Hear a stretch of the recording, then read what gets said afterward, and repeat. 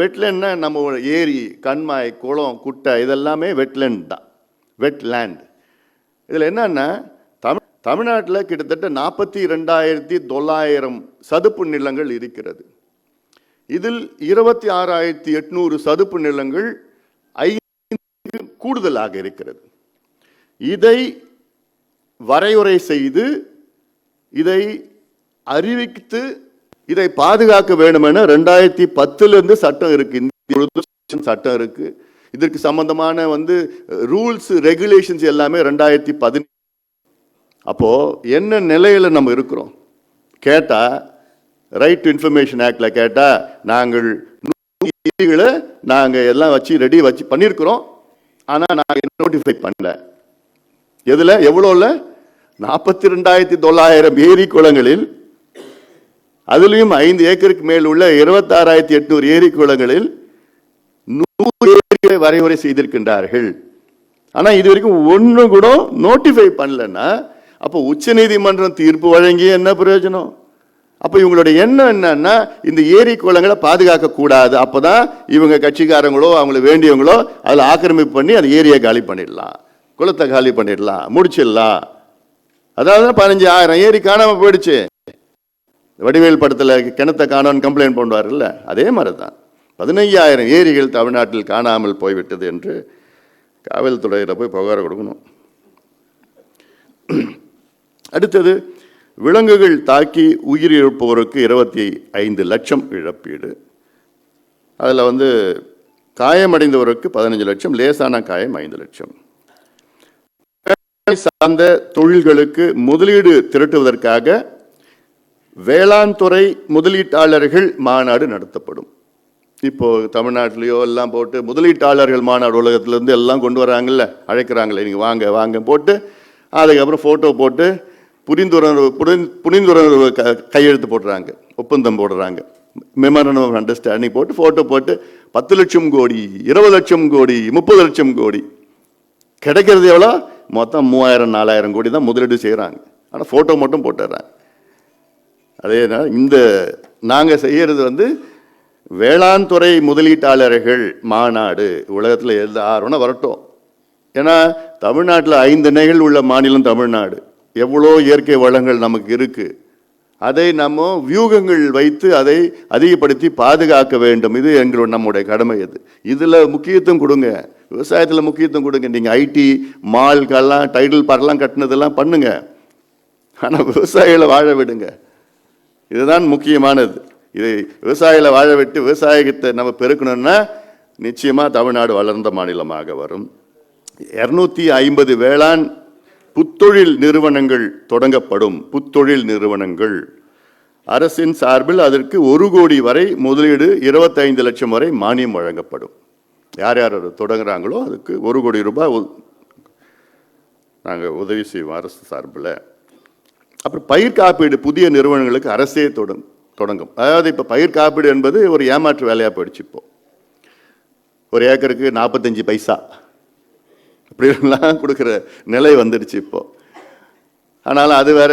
இப்போ ஒரு இயற்கை சீற்றம், வெள்ளம் வருது, சூறாவளி வருது, இல்லை காஞ்சி போயிடுது, வறட்சி வருது, எல்லாத்துக்கும் போட்டால் இப்போ காப்பீடு எங்களுடைய கோரிக்கைன்னு பார்த்தீங்கன்னா 30,000 1 ஏக்கருக்கு, நெல்லுக்கு ஒரு 30,000 ஏக்கர் கொடுக்கணும், இல்லை கரும்புக்கு 1,20,000 ஏக்கர் கொடுக்கணும்னு சொல்லிட்டு தான் எங்களுடைய நிலைப்பாடு. இதில் அப்புறம் தமிழக அரசு கேட்டால் மத்திய அரசு நாங்கள் 30,000 கோடி கேட்டோம், கொடுத்தது 300 கோடி கொடுத்தாங்க. அது வேற ஒரு வசனம் தொடர்ந்து நம்ம கேட்டுட்டு தான் இருக்கிறோம். அதில் மாற்றி மாற்றி கேட்டுட்டு இருக்கிறோம். அதனால் இதில் என்ன பார்த்தோம், தமிழ்நாடு அரசு ஒரு புதிய நிறுவனத்தை, காப்பீடு நிறுவனத்தை தொடங்கட்டும், முதலீடு செய்து தொடங்கட்டும். அதற்கு உழவர்களுக்கு ஏதுவாக இருக்கும். தமிழ்நாட்டில் இயற்கை சீற்றங்கள் பாதிக்கப்படும் பயிர்களுக்கு நியாயமான இழப்பீடு கிடைப்பதை உறுதி செய்ய புதிய பயிர் காப்பீடு நிறுவனத்தை தமிழக அரசே தொடங்கும். இயற்கை சீற்றங்களால் பாதிக்கப்படும் பயிர்களுக்கு அரசின் சார்பில் நிவாரணம் வழங்க நிலையான நிவாரணம் திட்டம் வகுக்கப்படும். இந்த திட்டத்தின்படி வறட்சியால் முழுமையாக பாதிக்கப்படும் குறுவை பயிர்களுக்கு, குறுவைனா இங்கே இதில் மட்டும் கிடையாது, தமிழ்நாடு முழுவதும் சொல்கிறது, டெல்டாவில் மட்டும் இல்லை, தமிழ்நாடு மட்டும், ஏக்கருக்கு 40,000 ரூபாய் ஓரளவு பாதிக்கப்படும் பயிர்களுக்கு 25,000 வீதம் இழப்பீடு வழங்கப்படும். கரும்புக்கு 1.2 லட்சம் ஏக்கர் 1.2 லட்சம் ரூபாய், நிலக்கடலைக்கு 33,000 ரூபாய், பிற பண பயிர்களுக்கு 1,25,000 வரை இழப்பீடு வழங்கப்படும். அப்புறம் நெல் உற்பத்தி திறன், இப்போ சில பகுதிகளில் பார்த்தீங்கன்னா நெல் உற்பத்தி திறன் வந்து ஒரு ஹெக்டேருக்கு வந்து 6 டன் உற்பத்தி செய்கின்ற திறன் சில மாநிலங்களில் இருக்குது. வட மாநிலங்களில் சில இருக்குது, பஞ்சாபில் இருக்குது, ஹரியானாவில் இருக்குது, அதெல்லாம் இருக்குது. தமிழ்நாட்டில் சராசரியாக பார்த்தீங்கன்னா ஒரு ஹெக்டேருக்கு வந்து 5 டன் தான் உற்பத்தி செய்கின்ற திறன் இருக்குது. ஆனால் திருவண்ணாமலை, விழுப்புரம், அந்த திருவண்ணாமலை போலூர் பகுதியில், இல்லை கடலூர் சில பகுதியிலலாம் பார்த்தீங்கன்னா 6 டன் இன்னைக்கு இருக்குது. ஆக இந்த பகுதியில் 7 டன்னாக உற்பத்தி திறன் உயர்த்த அத்தனை வசதிகளும் ஏற்படுத்தப்படும். தமிழ்நாடு முழுவதும் 5 டன்லேருந்து உற்பத்தி திறன் வந்து 6 டன்னாக ஒரு ஹெக்டேருக்கு 6 டன்னாக உயர்த்தப்படும். வேளாண் துறையில் ஆண்டிற்கு 6 விழுக்காடு வளர்ச்சி ஏற்படுத்துவதற்கான உத்திகளை வகுத்த வழங்க வல்லுநர் குழு அமைக்கப்படும். நான் தொடக்கத்தில் சொல்லியிருக்கிறேன், 6 விழுக்காடு வேளாண் வளர்ச்சி இருந்தால்தான் ஒரு மாநிலம் வளர்ந்த மாநிலமாக. இப்போ உலகத்தில் வளர்ந்த நாடுகள் நம்ம சொல்கிறோம், developed countries, developing countries, under developed கண்ட்ரீஸ்ன்னு பிரிச்சிருக்கிறோம் 3. இந்தியா வந்து டெவலப்பிங் கண்ட்ரி தான், வளர்ந்து கொண்டிருக்கின்ற நாடு. ஆசியாவில் ஜப்பான் வந்து வளர்ந்த நாடு, சவுத் கொரியா வளர்ந்த நாடு, சிங்கப்பூர் வளர்ந்த நாடு. அப்போ உலக அளவில் வளர்ந்த நாடுன்னு பார்த்தீங்கன்னா அது நல்ல வளர்ச்சி அடைஞ்சிச்சு எல்லா வகையிலையும். அதே போன்று இந்தியாவில் வளர்ந்த மாநிலம், வளர்ந்து கொண்டிருக்கின்ற மாநிலம் அப்படின்னு பார்த்தீங்கன்னா அது தமிழ்நாடு வந்து இன்னும் வளர்ந்து தான் கொண்டிருக்கிறது. அது வளர்ந்த மாநிலமாக, டெவலப்டு ஸ்டேட் அப்படின்னு அதை கொண்டு வரணும்னா இதில் வேளாண் வளர்ச்சி 6 விழுக்காடாக இருக்கணும். பொருளாதாரம், ஒட்டுமொத்த பொருளாதாரம் தமிழ்நாட்டில் அடுத்த பட்ஜெட்டில் நாங்கள் சொல்ல போகிறோம். கடந்த ஆண்டு கிட்டத்தட்ட ஒரு 10, 10.5, 11 விழுக்காடு. இந்தியா முழுவதும் வளர்ச்சின்னா பார்த்தீங்கன்னா 5.6 தான் இந்தியா முழுவதும் வளர்ச்சி. இப்போ சமீபத்தில் இந்த குவார்ட்டர் போன டிசம்பர் அதெல்லாம் பார்த்தீங்கன்னா 6.2ன்னு சொல்கிறாங்க. அது எந்த அளவுக்கு தெரியல. தமிழ்நாட்டில் எங்களுடைய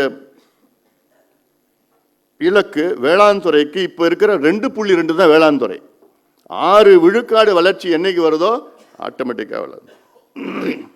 போர் அடிக்கிறேண்ணா, அதான் வேளாண் துறையினாலே ஒரு மாதிரி தான்.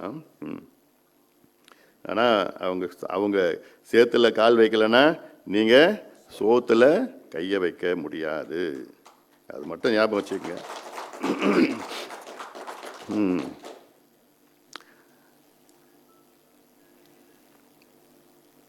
அதுதான் வேளாண் தொழில்நுட்ப கண்காட்சிகள் 3 நாட்களுக்கு நடத்தப்படும். ஏன்னா தெரிஞ்சுக்க புதிய தொழில்நுட்பங்கள் உலக அளவில் என்னென்ன தொழில்நுட்பங்கள் இருக்கிறதோ கண்காட்சிகள் வந்து ஒரு அந்தந்த பகுதியில் எல்லா மாவட்டங்களையும் அமைக்கப்படும்.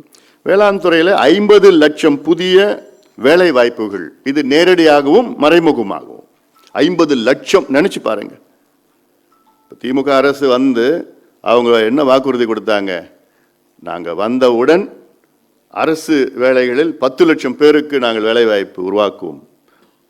4 ஆண்டுகள் ஆயிடுச்சு திமுக அரசு வந்து. எவ்வளவு தெரியுமா அரசு வேலைகள் கொடுத்துருக்குறாங்க? 32,000 ப்ளஸ் 30,000 நிரந்தர வேலை, தற்காலிகமாக 32,000, மொத்தம் 62,000 வேலை வாய்ப்பு தான் அரசு துறையில் திமுக அரசு. ஆனால் சொன்னது எவ்வளோ?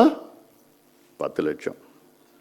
இந்த எங்கள் பட்ஜெட்டின் படி 50 லட்சம் வேலை வாய்ப்பு நேரடியாகவும் மறைமுகமாகும்.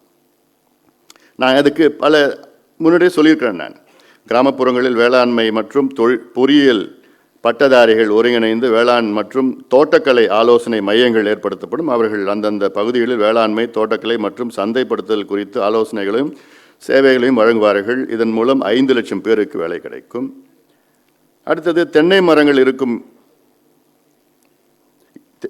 தென்னை மரத்தில் இருந்து இறக்கப்படும் நீரா பானத்தை பாதுகாப்பான முறையில் உரைகளில் அடைத்து தமிழ்நாடு முழுவதும் விற்பனை செய்ய நடவடிக்கை எடுக்கப்படும். திட்டத்தின் மூலமாக தமிழ்நாட்டில் 1 லட்சம் பேருக்கு நேரடியாகவும் 2 லட்சம் பேருக்கு மறைமுகமாக வேலை கிடைக்கும். அலையமணி, சந்தோஷமா?